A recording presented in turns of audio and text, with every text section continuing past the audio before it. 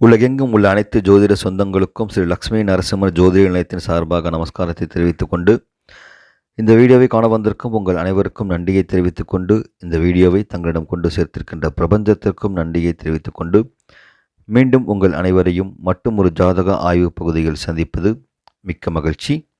இன்று நாம் காண இருக்கும் தலைப்பு பாக்யாதிபதி தரும் சௌபாகியம் அப்படின்ற ஒரு தலைப்பில் இன்றைக்கி நம்ம ஒரு யோக ஜாதகத்தை பற்றி பார்க்க இருக்கிறோம். ஒரு ஜாதகர் தன்னுடைய வாழ்க்கையில் சகல சௌபாக்கியத்தையும் அனுபவிக்கணும் அப்படின்னா அதுக்கேற்ற மாதிரி ஜாதக அமைப்பு இருக்கணும். அப்படி இருக்கிற ஒரு ஜாதகத்தான் நம்ம இங்கே பார்க்க போகிறோம்.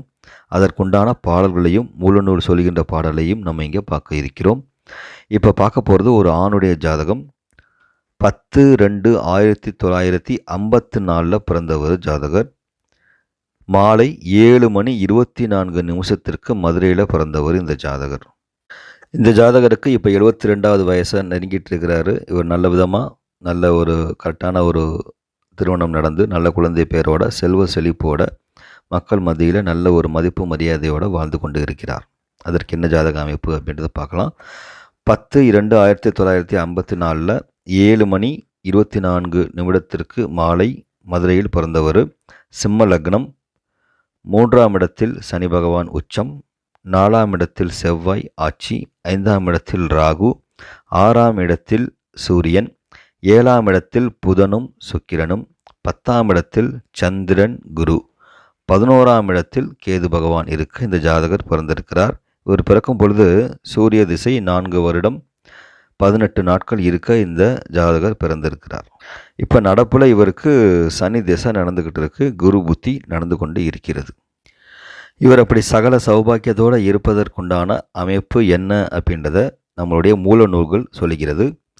ஜாதக கணிதாமிர்தம் அப்படின்ற நூலில் இருந்து அந்த பாடல் பார்த்திங்கன்னா, குரு அருள், அறிவு, கல்வி, குணத்துவம், ஒழுக்கம் மற்றும் தரும் நீல இனிய செல்வம் தன்னதே என்ன வாழ்வான், தெரிவு நட்பு ஆட்சி உச்சம் கேந்திர திரிகோணம் தன்னில் மருவு நற்கோள்களோடு 9 குடையவன் வாளில் அப்படின்றது அந்த பாடல். இன்னொரு தடவை சொல்கிறேங்க.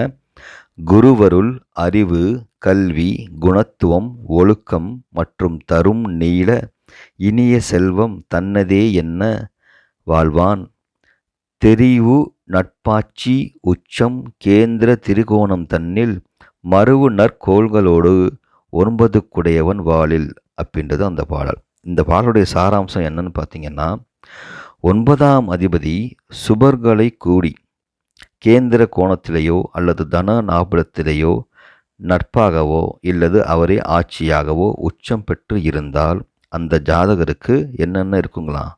குருவருள் நிச்சயமாக இருக்கும். நல்ல அறிவோடு அவர் இருப்பார். நல்ல கல்வி கற்றவராக இருப்பார். முக்கியமாக நல்ல குணத்துவம், நல்ல குணமான மனிதர், ஒழுக்கத்தை கடைபிடிப்பவராக இருக்கிறார். அதோடு இல்லாமல் பெரிய நீண்ட செல்வம் அவருக்கு இருக்கும் அப்படின்னு சொல்லியிருக்காங்க. இப்போ இந்த ஜாதகத்தில் பார்க்கும் பொழுது சிம்ம லக்னம் 9ஆம் அதிபதி ஆகிய செவ்வாய் பார்த்திங்கன்னா 4ஆம் இடத்துல ஆட்சியாக இருக்கிறார். கேந்திரத்தில் பலம் பெற்று ஆட்சியாக இருக்கிறார். அவரை பூர்வ புண்ணியாதிபதியாகிய குரு பார்த்துக்கிட்டு இருக்கிறார். அந்த குரு பகவான் லக்னாதிபதியையும் பார்த்துக்கிட்டு இருக்கிறார். அப்போ இங்கே பார்த்திங்கன்னா 1, 5, 9 அப்படின்ற தொடர்பு இங்கே வந்துடுறது. இப்படி 1, 5, 9 தொடர்பு பெற்று அந்த மூவரும் பலம் பெற்றால் அந்த ஜாதகம் ஒரு விஐபி ஜாதகம் அப்படின்னு நம்ம இங்கே சொல்லலாம். எந்த ஒரு ஜாதகத்திலையும் முதல்ல லக்னாதிபதி பலமாக இருக்கணும். இங்கே லக்னாதிபதி பார்த்திங்கன்னா 6ஆம் இடத்துல இருக்கிறாரு. ஆனால் ஒரு லக்னாதிபதி பாவராகி 3, 6, 10, 11 இந்த இடத்துல இருந்து அவரை சுபர் பார்த்து விட்டால் அந்த லக்னாதிபதி பலம் பெற்று விடுகிறார். அது மட்டும் இல்லாமல் அந்த லக்னாதிபதிக்கு வீடு கொடுத்தவர் பார்த்திங்கன்னா சனி பகவான், அவர் 3ஆம் இடத்துல உச்சமாக இருக்கிறார். சாரம் கொடுத்தவர் பார்த்திங்கன்னா செவ்வாய், பாக்யாதிபதி சாரம், அவரும் ஆட்சியாக இருக்கிறார். இப்படி லக்னாதிபதிக்கு வீடு கொடுத்தவரும் சாரம் கொடுத்தவரும் பலமாக இருந்து லக்னாதிபதியை சுபர் பார்த்து விட்டால் அது ஒரு யோக ஜாதகமாகவே நம்ம எடுத்துக்கொள்ளணும். இதே மாதிரி இங்கே பார்த்திங்கன்னா லக்னத்திற்கு 9ஆம் அதிபதி 4ஆம் இடத்துல ஆட்சியாக இருக்கிறாரு. ராசிக்கு 9ஆம் அதிபதி அப்படின்னு எடுத்துக்கிட்டோம்னா அவர் சனி பகவான். அவரும் உச்சமாகவே இருக்கிறார். இப்படி லக்னத்திற்கு 9ஆம் அதிபதியும் ராசிக்கு 9ஆம் அதிபதியும் பலம் பெற்று இருப்பதும், லக்னத்தின் 9ஆம் அதிபதி ஆகிய செவ்வாய் பகவான் ராசிக்கு 9ஆம் அதிபதியான சனியின் சாரத்திலையும் இருக்கிறார். இப்படி இருக்கிறது ஒரு யோகமான அமைப்பு. பாக்யாதிபதி பலமாக இருக்கிறார் அப்படின்னு நம்ம இங்கே எடுத்துக்கலாம். லக்னாதிபதி பலமாக இங்கே இருக்கிறாரு. அதோட லக்னத்தை வந்துட்டு சுபகிரகங்களான புதனும் சுக்கிரனும் கூடி பார்க்கிறார்கள். அதுவும் வந்துட்டு ஒரு நல்ல ஒரு அமைப்பு. இந்த ஜாதகர் பார்த்திங்கன்னா நல்ல ஒரு கல்வியை கற்றவர். ஏன் அப்படின்னா 2ஆம் அதிபதி புதன் லக்னத்தை பார்த்துட்டு இருக்கிறாரு. புதன் வர்க்கோத்தமமாக இருந்து லக்னத்தை பார்த்து கொண்டு இருக்கிறார். அடுத்து 4ஆம் அதிபதி செவ்வாய் இங்கே ஆட்சியாக இருக்கிறாரு. 9ஆம் அதிபதியும் இங்கே ஆட்சியாக இருக்கிறதால இவர் நல்ல ஒரு கல்வியை கற்றுக்கொண்டே இருக்கிறார். இவர் பார்த்திங்கன்னா ஒரு ஜாதகத்தில் 2, 9, 10, 11 இந்த தொடர்பு இருந்தாலுமே அவங்க நல்ல ஒரு கோடீஸ்வர யோகத்தை அனுபவிப்பாங்க. இங்கே பார்த்தீங்கன்னா 2, 11க்கு அதிபதி புதன், அவர் கூட 10ஆம் அதிபதி சுக்கிரன் இருக்கிறாரு. 9க்கும் 4க்கும் உடைய செவ்வாய் வந்துட்டு 4ஆம் பார்வையாக அந்த புதனையும் சுக்கிரனையும் பார்க்குறாங்க. அப்போ இங்கே பார்த்தீங்கன்னா 2, 4, 11, 9, 10 இந்த தொடர்பு அவங்களுக்கு இருக்குது. இன்னொரு ஜோதிட பாடல் என்ன சொல்லுதுன்னா 4, 9 அதிபதி ஆட்சி பெற்று அவர்களை குருவும் சந்திரனும் பார்த்தா அவங்களுக்கு பூமியான லாபம் உண்டு. அதே மாதிரி இவருக்கு நிறைய பூமிகள் நிறைய இருக்குது. வீடுகளுமே வந்துட்டு ஒரு 3 வீடுகள் இவர் வச்சிருக்கிறாரு.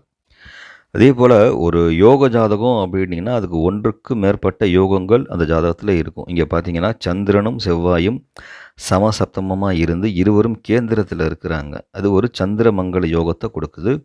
குருவும் சந்திரனும் பார்த்திங்கன்னா அவங்களும் சமசப்தமமாக இருந்து கேந்திரத்தில் இருந்து குருமங்கல யோகமாகவும் இருக்கிறது.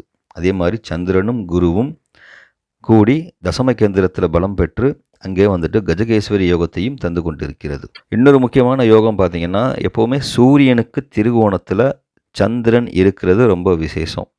அதுவும் அதில் ஒருவர் லக்னாதிபதியாக வருந்தது ரொம்ப விசேஷம். ஒருவர் உச்சம் பெறுவது இன்னும் விசேஷம். இதை வந்துட்டு புலிப்பாணி சித்தர் அவருடைய பாடலில் சொல்கிறாரு.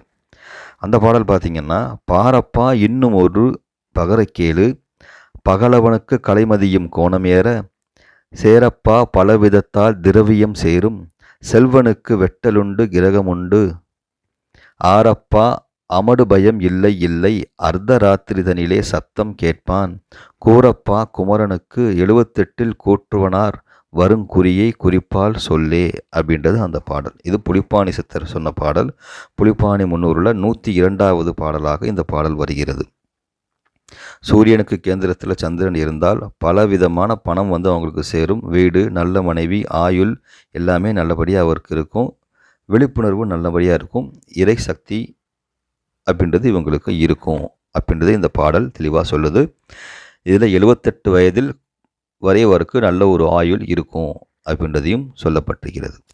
இன்னொன்று பார்த்திங்கன்னா ஒரு ஜாதகத்தில் நவாம்சத்தில் 3 கிரகங்கள் பலம் பெற்றால் அது யோக ஜாதகம். இங்கே நவாம்சத்தில் பார்த்திங்கன்னா குரு உச்சமாக இருக்கிறார். சுக்கிரன் மூலத்திருகோணம் பெற்று ஆட்சியாக இருக்கிறார். சனி பகவானும் மூலத்திருகோணம் பெற்று ஆட்சியாக இருக்கிறார்.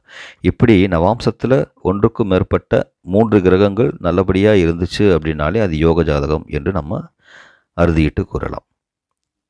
மேற்படி அத்தனை அமைப்புகளும் ஜாதகருக்கு நல்ல ஒரு சௌபாக்கிய வாழ்க்கையை தந்தது என்றதை நம்ம இங்கே தெரிந்து கொண்டோம். இந்த ஜாதக ஆய்வின் மூலமும் உங்களுக்கு நிறைய ஜோதிட விதிகள் கிடைத்திருக்கும் என்று நான் உறுதியாக நம்புகிறேன். தொடர்ந்து இதுபோல் நம்ம நிறைய பதிவுகளை கொடுத்து கொண்டே வருகிறோம். அதனால் சப்ஸ்கிரைப் செய்யாதவர்கள் சப்ஸ்கிரைப் செய்துமாறு கேட்டுக்கொண்டு மீண்டும் உங்கள் அனைவரையும் மற்றும் ஒரு ஜாதக ஆய்வு பகுதியில் சந்திக்கிறேன் என்று கூறிக்கொண்டு விடைபெறுகிறேன். நன்றி, வணக்கம், வாழ்க வையகம், வாழ்க வளமுடன்.